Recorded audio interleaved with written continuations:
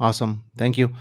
So it looks like the delivery process has been addressed either with Kanban or Scrum. Scrum a little more oriented with the customer and the discovery part, etc. But do you think that we also need kind of a discovery framework or something? I mean, every company where I have been, at least here in Latin America, they are doing, some of them are doing really good Scrum, right? So really good delivery and a little discovery, but most of them are not experimenting, are not innovating, are not doing prototyping, they are just not doing great discovery, right? Are we missing something over there? Should we have a discovery framework or something, just a Scrum or Kanban, or do you think that it should be on top of them, or how do you see discovery process in these frameworks? I think many companies are doing a good job complementing what's called basically the undone work. Uh, when you are especially in software engineering and think about undone work, which is different from not done work. Not done is when you have a definition of done, you don't complete all the ticks that you have to put in the definition of done, so you reject the work and you start working again and continue. Undone is what happens after you have done and must be done to achieve and reach basically the final customer that is consuming the value. And many people focus only after the process.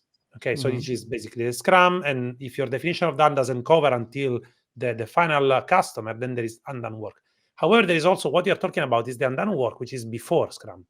And many companies are actually fulfilling this in a very good way by using things like design thinking or UX research and things like that.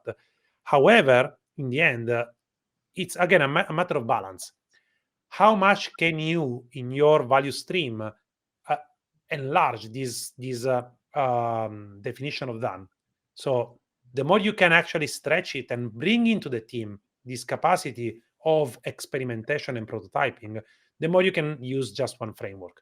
And if you think about experimentation and prototyping, and is at the core of frameworks like Scrum.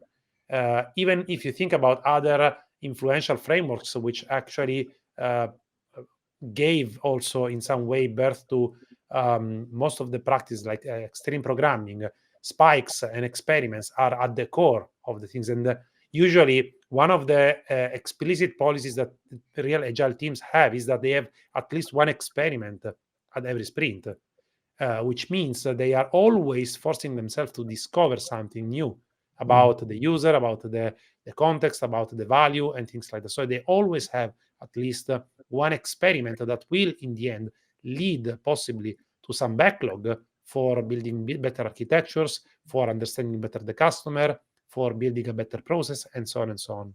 So I think that regardless of how people are doing, this is for sure experimentation, something that must happen. Otherwise, you don't have probably innovation. Uh, the thing is that it's not always possible to have everything concentrated in one team. Mhm. So maybe in some cases it's healthier to have a group of UX researchers, for example, that stands outside the team and provide then a wireframe to the product owner, which has to build a backlog for the developers to build it. But then they collaborate and kind of they can go inside that team. Is the case of Spotify or ING or other using the Spotify model, for example, Spotify engineering culture really. Uh, they have this concept of expert teams, and UX usually are expert teams that do some work on their own as a team, but then they kind of go inside teams temporarily as part of Scrum teams for a certain amount of sprints, so they can actually provide support for you know making this experimentation become something valuable.